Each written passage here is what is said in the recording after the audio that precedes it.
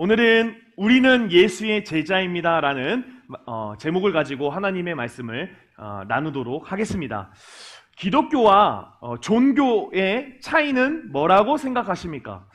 우리는 흔히 기독교도 종교의 하나라고 생각하실 수 있겠지만 제가 저번에도 말씀드렸지만 사실 기독교는 종교가 아닙니다. 기독교와 종교는 무엇이 차이가 있을까? 저는 중심의 차이가 있다라고 생각합니다. 기독교는 중심이 하나님에게 있습니다. 그래서 하나님의 뜻이 무엇인지를 헤아리고 그것을 행하려고 합니다. 그러나 반면에 종교는 중심이 어디에 있는지 아십니까? 나에게 있습니다. 나. 그래서 중요한 것은 내가 깨닫고 내가 성찰하고 또 내가 신을 어르고 달래서 내가 원하는 바를 성취하고자 하는 것. 그것은 종교입니다.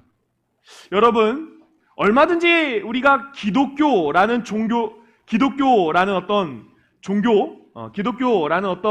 신앙, 그것을, 저번 주부터 계속 웃죠. 이런 신앙을 가지면서요, 중요한 거는 교회를 다닌다 할지라도 얼마든지 종교 생활을 할 수 있다는 사실이죠. 우리가 교회를 다니면서 하나님 중심이 아닌 나 중심의 사람으로 살아간다고 한다면은 우리는 기독교 신자가 아니라 그저 종교 생활하는 한 사람일 수밖에 없다라는 사실입니다. 여러분, 중심이 중요합니다. 교회 아무리 오래 다녀도 우리의 중심이 나에게 있다면 저는 그분들에게 하고 싶은 말이 그냥 와서 예배드리고 이 시간 드리는 거 너무 힘들잖아요. 그냥 나가서 노시는 게 오히려 나를 위해선 좋으실 겁니다 라고 말씀드릴 수 있을 것 같아요. 교회를 다니는데 여전히 내가 중심인 그런 사람들, 저는 참 안타깝습니다. 자, 어찌되었던 여러분, 그 중심이 하나님에게로 향해 있는가? 그것은 매우 중요한 문제라는 사실입니다. 자, 우리는 이 중심을 세계관 혹은 가치관이라고 이야기를 합니다. 그러니까 하나님 중심인 사람들은 누구를 위해 살죠? 하나님을 위해 살아갑니다. 근데 나 중심인 사람들은 누구를 위해 살아갑니까? 나를 위해 살아갑니다. 내가 무엇을 위해 살아갈 것인가? 내가 무엇을 더 가치 있게 여길 것인가에 대한 이 물음은 다른 단어로 말하면 뭐라고 이야기할 수 있다고요? 세계관 내지 가치관으로 말할 수 있다라는 사실입니다. 사랑하는 청년 여러분, 여러분들은 무엇으로 살아가십니까? 여러분들은 무엇을 가치 있게 여기십니까? 이것을 살펴보면 우리가 누구 중심인가를 알 수 있다라는 사실입니다. 다시 말해, 내가 어떤 세계관을 가지고 살아가는가, 내가 어떤 가치관을 가지고 살아가느냐를 따라서 우리가 누구 중심인가를 바라볼 수 있다는 사실이죠. 여러분, 세계관과 가치관을 결정하는 문제에서도요, 믿음이 존재합니다. 믿음. 자, 예를 들어서 여러분, 우리 학교에서 진화론을 자연스럽게 배우는데 여러분들에게 한번 물어보고 싶습니다. 진화된 동식물을 본 적이 있으십니까? 우리가 흔히 어떤 증거를 대면서 화석이 있다라고 이야기를 하지만 사실 그것이 과학적이라고 한다면 여러분, A에서 B로 진화될 때 한 번에 진화되나요? 그렇지 않죠. A가 어떠한 수많은 과정을 거쳐서 B가 되는 거죠. 근데 중요한 거는 진화론에서 A의 화석이 있고 B의 화석이 있어요. 근데 이 중간 단계의 화석은 있지 않죠. 근데 그 중간 단계의 화석이 없음에도 불구하고 우리는 뭐라고 하죠? 진화가 되었다라고 이야기를 하는 거죠. 그래서 사실 따지고 보면 무엇이 더 합리적인가, 무엇이 더 이성적인가를 고민해 봤을 때 우리가 진화론을 믿음으로 받아들이는 경우가 너무나 많이 있다는 사실입니다. 자, 그런데 더 중요한 것은 그 진화론에 깔려있는 세계관이죠. 세계관. 진화론에 깔려있는 기반으로 하는 세계관은 뭔지 아십니까? 그것은 바로 우연이라는 겁니다. 우연. 그러니까 진해론자들이 주장하는 것은 우연히 세계가 발생했고 우연히 생명체가 나타났고 우연히 생명체가 진화하기 시작했다. 그냥 우연히 모든 것이 된 거야 라고 이야기를 합니다. 그래서 우리의 모든 삶은 그냥 뭐예요? 우연인 거예요. 우연. 그런데 생각해 보십시오. 모든 것이 우연이라고 하면 삶의 의미가 있습니까? 우리의 삶이 그냥 우연이에요. 그것을 믿고 살아간다고 한다면 우리의 삶에 의미가 있냐라는 것이죠. 결코 우연에는 우리의 삶에 의미가 절대 없다라는 사실입니다. 그래서 어쩌면 진화론이 사실로 여겨지는 이 시대와 상황 가운데에 나의 목숨을 천하게 여기고 자살하는 사람들이 많아지는 이유는 어쩜 당연하다라고 말할 수 있을 것 같습니다. 자, 근데 반면에 기독교, 우리가 믿는 교회, 우리가 다니는 교회를 한번 생각해 봅시다. 여러분, 교회의 핵심은 뭐죠? 교회의 핵심은 뭐예요? 세상은 창조되었던 거죠. 창조되었다. 세상은 창조되었다. 이 창조 안에는요, 무엇이 들어있냐? 섭리가 들어있습니다. 섭리. 그러니까 하나님은 창조하셨는데 세상을 그 가운데에 무엇이 들어있냐? 섭리가 들어있다라는 것이죠. 목사님, 섭리가 뭡니까? 라고 이야기를 했을 때 그냥 쉽게 이야기하면 뜻이 있다라는 거예요. 뜻이. 뜻. 하나님이 세상을 창조하셨습니다. 하나님이 섭리 가운데 창조하셨습니다. 그 말은 뭡니까? 하나님은 세상과 사람에게 무엇을 가지고 있냐? 하나님의 뜻을 가지고 있다. 하나님의 분명한 계획이 있고 하나님의 목적이 있고 하나님이 원하시는 바가 각자마다 다 있다라는 것입니다. 그래서 이 하나님의 뜻이 있다라는 것은 자연스럽게 뭐가 따라오냐? 존귀가 따라옵니다. 존귀. 예. 우리는 하나님의 뜻을 가진 자입니다. 그렇기 때문에 우리는 어떻습니까? 존귀합니다. 하나님 우리에게 하나님의 계획을 갖고 계시고 계획을 가지시며 창조하셨습니다. 이것은 무엇을 의미합니까? 우리는 결코 쓸모없는 인생이 아니다 라는 것을 가르쳐주고 있다는 사실이죠. 그래서 창조는 뭡니까? 희망이고 소망이다 라는 것입니다. 여러분, 무엇으로 사시겠습니까? 삶에 아무런 의미를 주지 못하는 원숭이의 조상으로 사시겠습니까? 원숭이를 조상으로 살기 좀 그렇네. 원숭이의 조상으로 사시겠습니까? 아니면 너는 정말 귀해. 너는 귀한 존재야. 너는 하나님의 자녀고 너는 내가 이룰 분명한 뜻을 가지고 이 땅에 보내줬어 라고 존귀히 여기는 창조를 믿으며 사시겠습니까? 제가 아무리 머리를 굴려도 저는 전자는 믿을 수가 없을 것 같습니다. 저는 저를 존귀히 여겨주시고 저에게 뜻을 가져주시고 내 인생이 결코 헛되지 않다라고 말씀하시는 하나님을 믿으며 살고자 작정했습니다. 그리고 더 나아가 저는 예수 그리스도의 제자가 되기를 작정하였죠. 오늘은 스승의 주일입니다. 결론적으로 말씀 감사하지만 여러분들이 진짜 바라봐야 될 스승이 있습니다. 그분은 바로 예수 그리스도이십니다. 여러분, 세례 요한은 자신을 한 번도 부각시키지 않았습니다. 세례 요한의 인생은 누구를 부각시켰습니까? 예수 그리스도를 부각시켰습니다. 저도 마찬가지라고 생각합니다. 제가 모르겠어요. 자꾸 이런 이야기해서 말씀드려서 죄송한데 저도 언젠가는 여러분들과 함께 할 수 없는 날이 올 수도 있겠죠. 그때 여러분들에게 남아야 되는 것은 이시황 목사가 아닙니다. 여러분들에게 남아야 되는 건 누굽니까? 예수 그리스도입니다. 그래서 여러분, 저의 제자가 되셔도 상관은 없겠죠. 그러나 예수님의 제자가 되시기를 바랍니다. 사실 예수님의 제자가 되라는 건 틀린 말이에요. 이미 우리가 믿음이 있다면 우리는 이미 뭐예요? 예수님의 제자라는 사실이죠. 마태복음 28장 19절에 이렇게 말씀합니다. 그러므로 너희는 가서 모든 민족을 제자로 삼아 아버지와 아들과 성령의 이름으로 세례를 베풀고 라고 이야기를 하고 있습니다. 이거 예수님이 제자들, 12제자들에게 말씀하신 거거든요. 그 제자들에게 뭐라고 말하죠? 모든 민족을 제자로 삼아라. 자, 여기서 말하는 제자가 제자들의 제자일 수 있습니다. 그러나 여기서 말하는 제자는요, 본질적으로 예수님의 제자입니다. 목사님, 제자의 제자는 제자들의 제자지 어떻게 예수님의 제자가 될 수 있습니까? 라고 말씀하실 수가 있는데요. 중요한 사실은 여러분, 예수님 지금 살아 계십니까? 죽으셨습니까? 예수님 지금 살아 계십니다. 여전히 예수님은 살아 계시기 때문에 제자의 제자가 뭐가 될 수 있는 겁니까?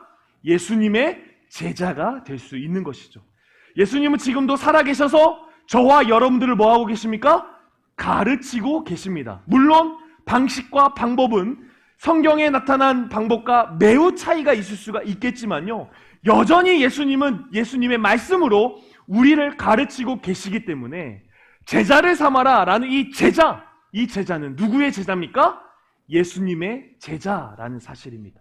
그래서 저와 여러분이 누구의 제자입니까? 예수님의 제자가 될 수 있다라는 사실이죠. 그리고 여러분, 제가 아까 말씀드렸지만 제자가 됩시다는 틀린 거예요. 우리는 이미 제자입니다. 왜 그렇게 말할 수 있습니까? 그러니까 우리가 예수님을 믿습니다, 하나님을 믿습니다 라는 이 믿음은요, 제자라는 정체성이 어떻게 된 거예요? 담겨 있는 거예요.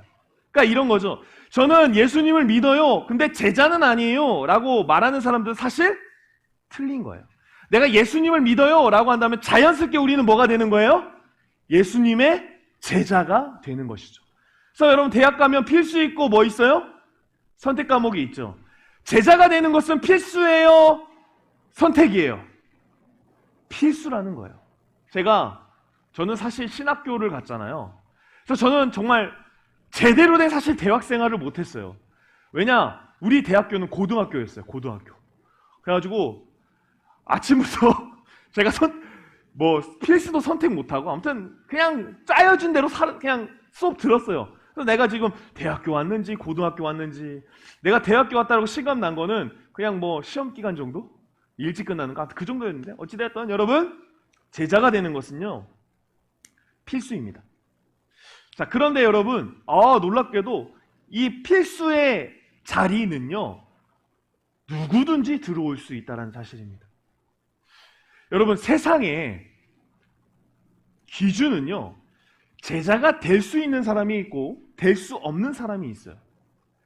우리는 이것을 저는 고등학교 때부터 느꼈거든요. 저는 정말 전주인문계를 너무 가고 싶었어요.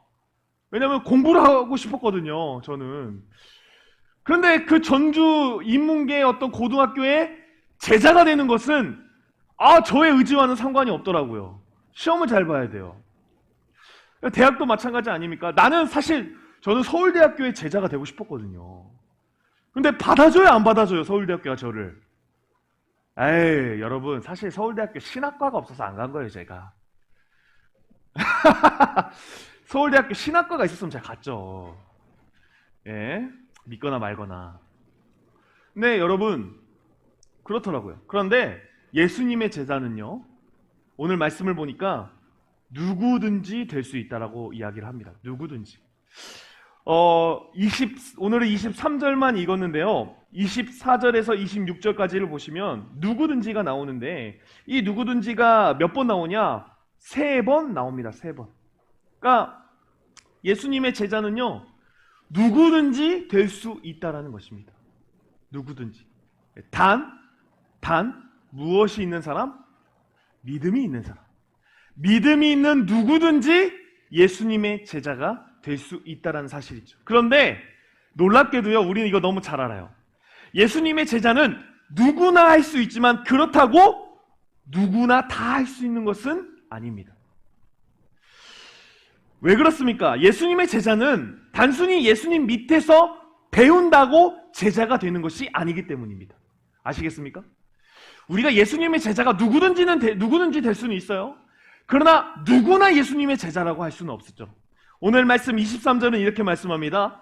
또 무리에게 이르시되 아무든지 나를 따라오려거든 자기를 부인하고 날마다 제 십자가를 지고 나를 따를 것이니라 라고 말씀하고 있습니다. 자, 23절을 보면 예수님의 제자는 누가 될 수 있는 겁니까? 예수를 따르는 자가 예수님의 제자가 될 수 있다는 사실이죠. 단순히 예수님의 가르침만 배웠다고 해서 예수님의 제자가 될 수 있는 것이 아니라 예수님의 가르침을 따라야 진정한 예수님의 제자가 될 수 있다라는 사실입니다. 어떤 두 교수가 있었다고 합니다.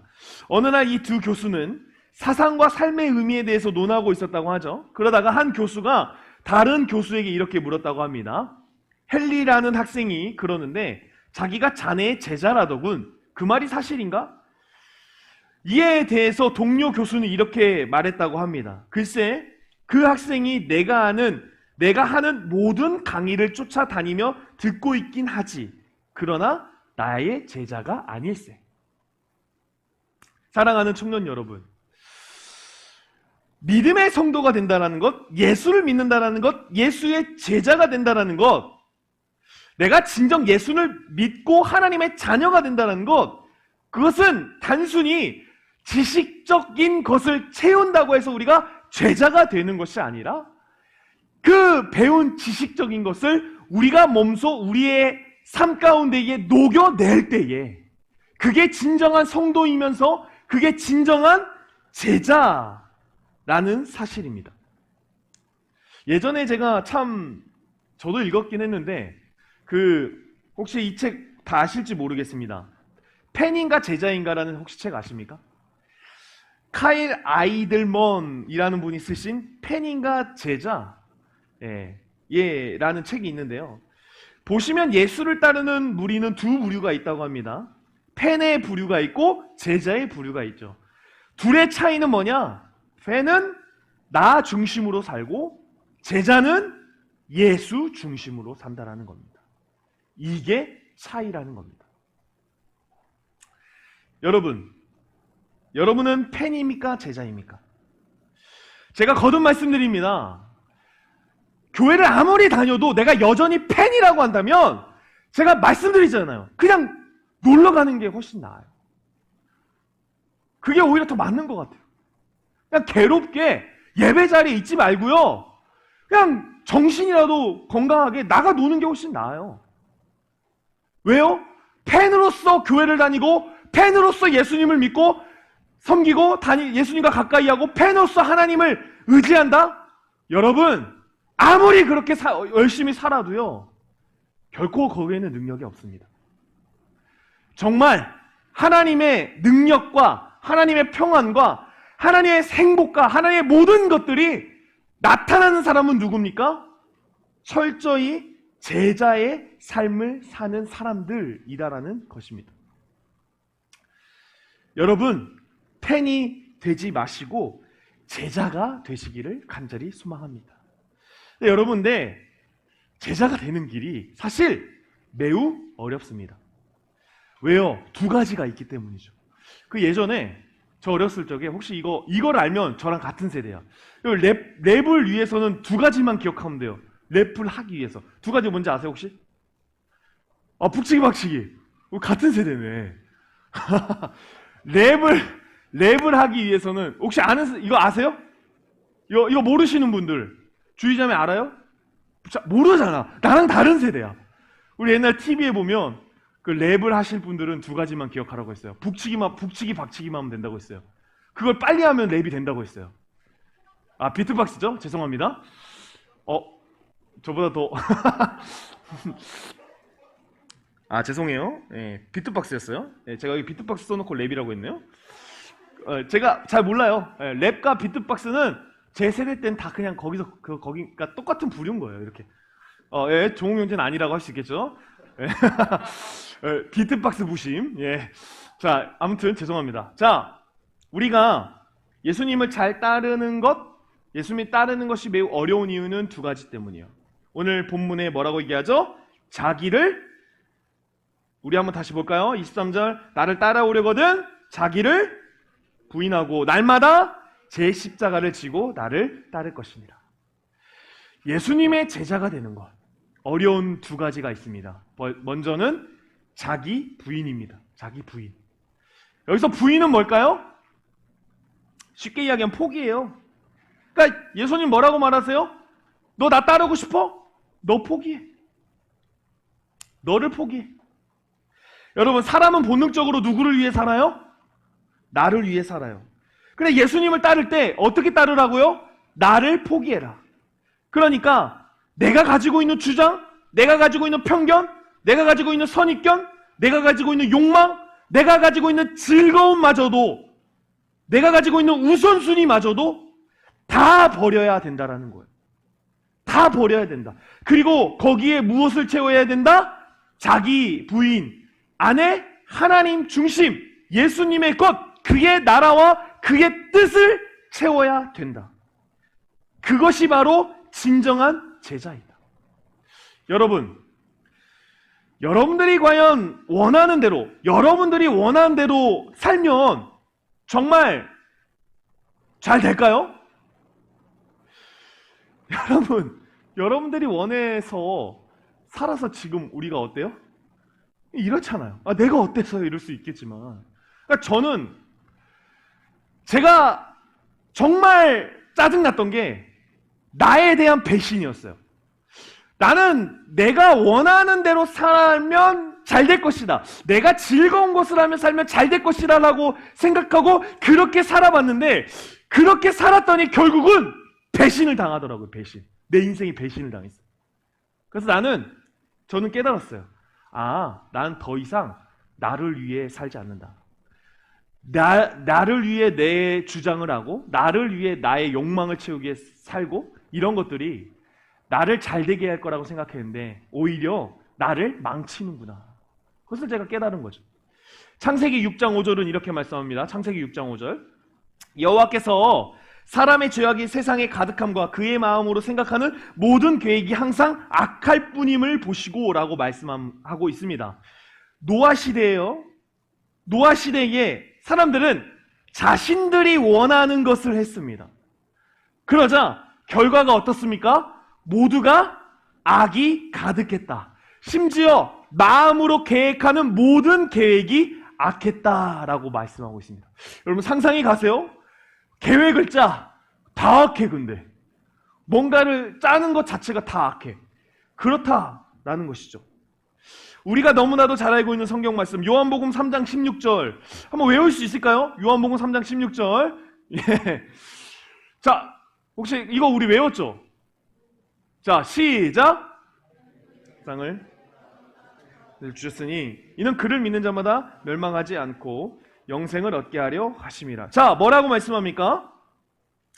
하나님의 사랑이 아니면 모두가 멸망의 길로 간다라는 거죠. 여기서 멸망의 길은 하나님의 심판을 이야기도 하지만 다르게 생각하면 여러분 자멸이라고 이야기를 할 수 있습니다. 자멸. 우리가 흔히 천국과 지옥을 나눕니다. 그래서 죽어서 예수님 믿으면 천국 가고 예수님 믿지 않으면 지옥 간다라고 이야기를 하죠. 근데 여러분, 팀 켈러 목사님이 이런 말씀 하시더라고요. 사실요, 예수님 없는 곳은 지옥이다라는 것입니다. 여러분, 우리 이 세상이 천국 같아요? 예수님이 없는 정치, 사회, 문화, 그리고 우리가 살고 있는 여러 각 계층들의 어떤 영역들, 그곳에서는 예수님이 없습니다. 이거 자꾸 그곳에는 예수님이 없습니다. 그런데 예수님이 없는 우리 사회를 바라보십시오. 어떻습니까? 지옥과도 같다라는 것입니다. 그래서 항상 여러분들 우리가 유행했던 헬 뭐예요? 헬 조선. 그러니까 알잖아. 본능적으로 다 알아. 헬 조선이구나. 헬 조선이구나. 그러니까 안 거예요. 예수님이 없는 곳이 여러분 지옥인 거예요. 우리는 꼭 이렇게 이야기하죠. 어떻게 하나님이 지옥을 보낼 수가 있어? 꼭 하나님이 지옥을 만드신 분처럼. 물론 그럴 수 있죠. 그러나 정확히 이야기하면 지옥은 누가 만들었어요? 인간이 만든 거예요. 하나님을 외면함으로 지옥은 인간이 만들게 되었다라는 사실입니다. 여러분, 자기 부인, 이게 엄청 힘들고 피곤할 수 있습니다. 그러나 자기 부인을 우리가 해야 되는 이유는 자기 부인을 할 때 진정으로 우리가 제자가 되면서 그 곳 가운데에 진정한 생명이 있기 때문입니다. 여러분, 여러분들의 삶이 지옥 같으세요? 여러분들 삶이 정말 힘들고 어려우세요? 그러면요, 자꾸 나를 위해 무엇인가를 하려고 하지 마시고 여러분들의 주장과 여러분들의 가치관과 여러분들의 모든 것들을 다 내려놓으시고 예수님으로 채워보시기를 간절히 원합니다. 그때 여러분들이 진정으로 여러분들의 삶 가운데에 생명 되시는 예수 그리스도를 만날 줄로 믿습니다. 그런가 하면 자기 부인과 함께 자기 십자가를 지라고 했습니다. 여러분, 십자가는 뭔지 아시죠? 죄를 못 박는 도구입니다. 그러니까 자기 십자가를 지라라는 말은 두 가지 의미로 말씀할 수 있어요. 우리가 예수님이 십자가를 지셨을 때 왜 십자가를 지셨을까? 그것은 희생이었죠. 예수님이 십자가를 짐으로 많은 인류가 살았죠. 그러니까 희생이었죠. 첫 번째, 자기 십자가를 져라. 그 가운데는 우리에게 희생을 요구해요. 너를 희생해라. 너를 희생할 때 많은 인류가 살아날 것이다. 희생. 근데 오늘은 저는 이거를 말씀하지 않고요, 십자가의 의미의 두 번째를 말하고 싶은데, 그것은 고린도전서 15장 31절입니다. 고린도전서 15장 31절 시작. 형제들아, 내가 그리스도 예수 우리 주 안에서 가진 바 너희에 대한 나의 자랑을 두고 단언하느니 나는 날마다 죽노라.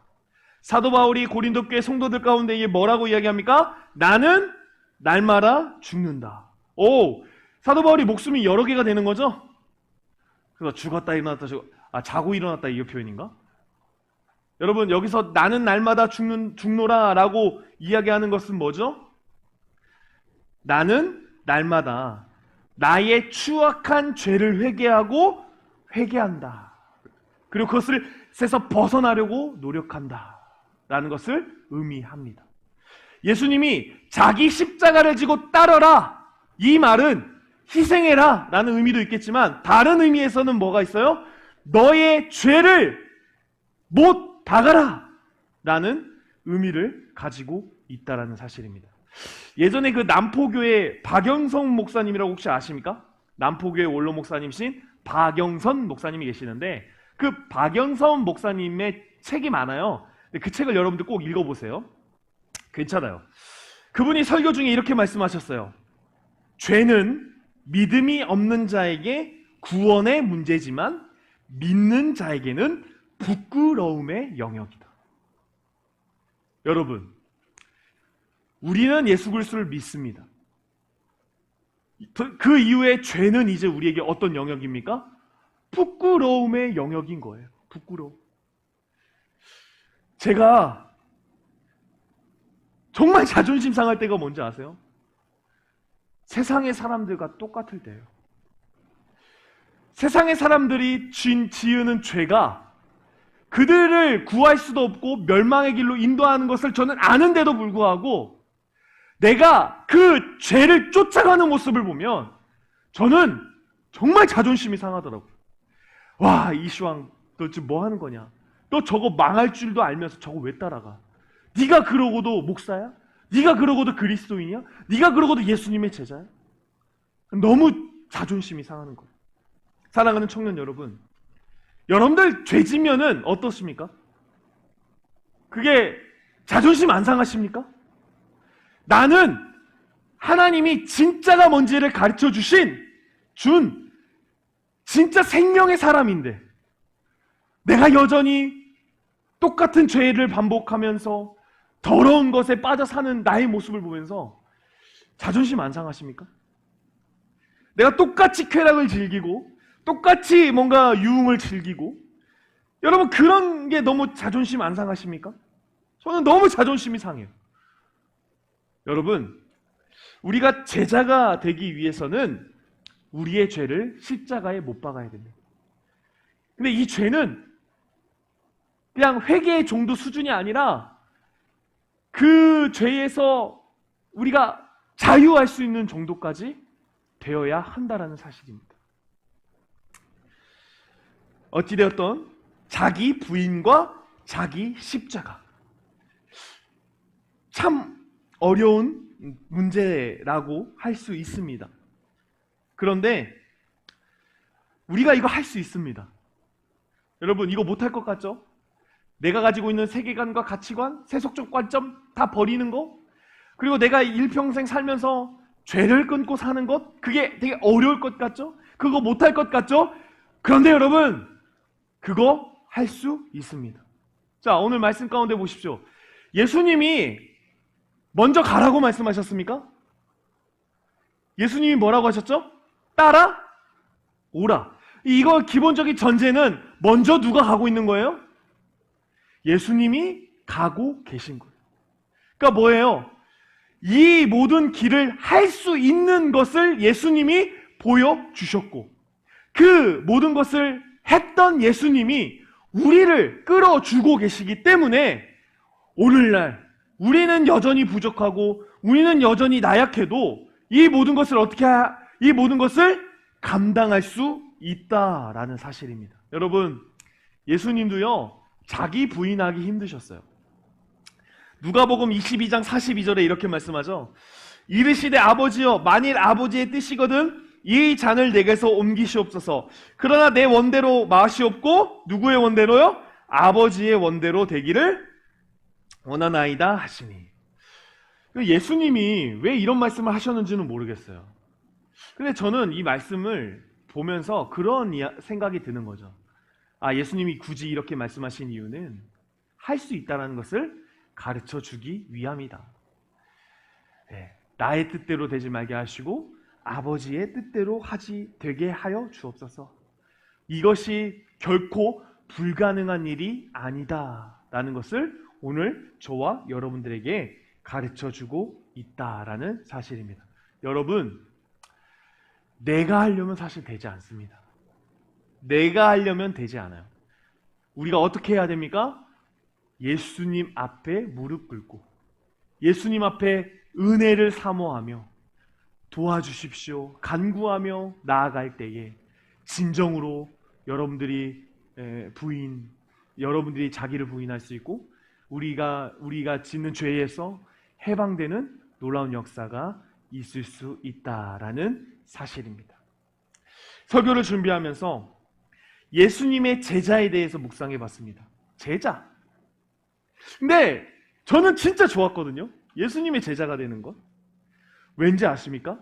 저는 진짜를 위해 살고 있기 때문이죠. 예수님의 제자가 되는 것이 저는 진짜라는 것을 너무나도 잘 알고 있기 때문입니다. 여러분, 예수님의 제자가 되는 것은 사실 피곤하고 어려운 일입니다. 그러나 저는 기쁩니다. 왜 기쁩니까? 우리 들었죠? 메멘토 모리가 있잖아요.